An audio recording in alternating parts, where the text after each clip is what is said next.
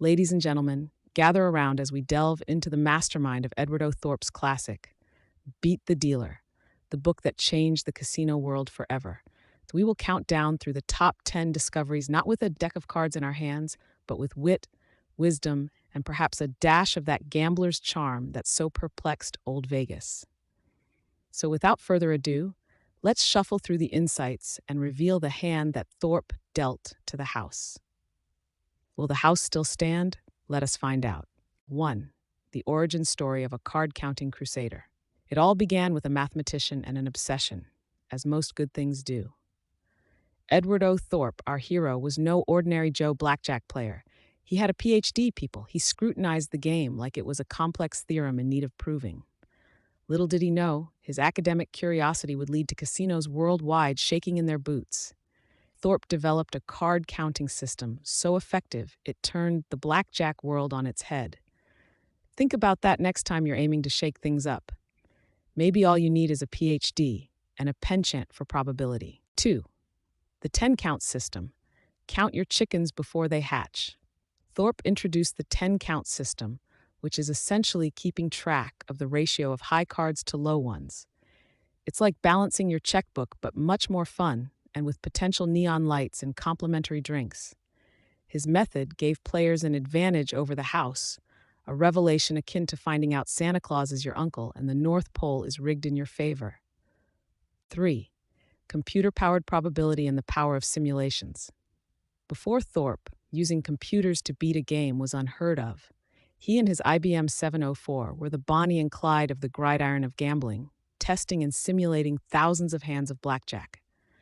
This was back when computer could just as well mean a person who computes, a confusing job title at parties, no doubt.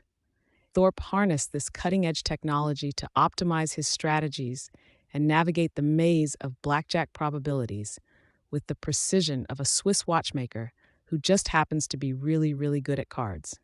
4. The house always wins? Not anymore. Beat the Dealer wasn't just a manifesto, it was a blueprint for rebellion. Thorpe demonstrated mathematically how a player could gain an edge over the house, flipping the age-old adage on its head. It was like telling David he just didn't need that slingshot because he had stats on his side. The result? A seismic shift in the casino landscape and a new epoch, where with the right know-how, the Davids of the blackjack world could come out on top. 5. The shuffle heard round the world. When Beat the Dealer hit the shelves, the casinos heard the unmistakable shuffle of money walking out the door. They scrambled, changed rules, increased deck numbers, wished for a genie, all futile efforts.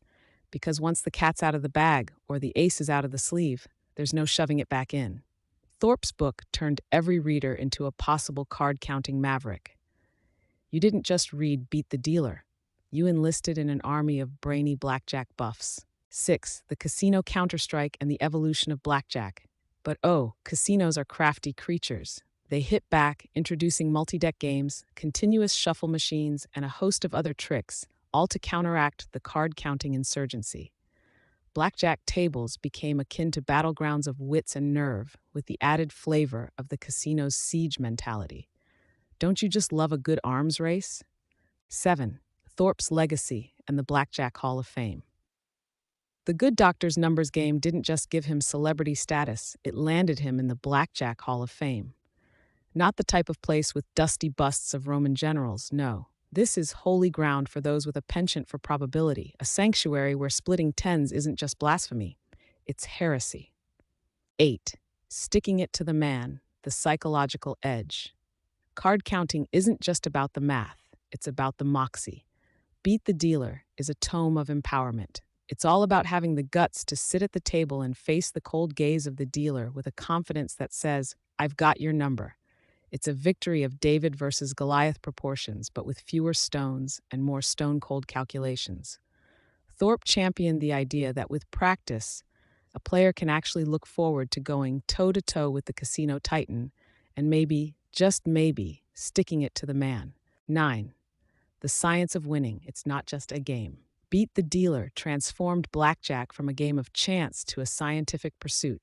It was like peering into the matrix and seeing the falling numbers for the first time, a revelation that strategy and skill could outdo mere luck. Thorpe armed players with knowledge, theoretically leveling the playing field. Suddenly, it wasn't just about jolly old fun, it was cerebral, methodical, and oh so delightfully subversive. 10. The ripple effect in the gaming industry today. Thorpe's influence reverberated beyond the felt covered tables. It altered the gaming industry itself. Casinos, in their efforts to stay one step ahead, invested in technology and surveillance like some Orwellian dystopias.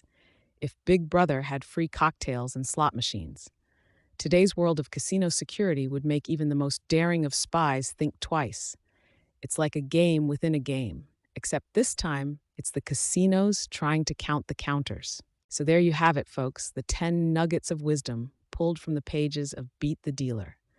They say life is a gamble, and if that's the case, Edward O. Thorpe handed us a cheat sheet for the biggest casino of all.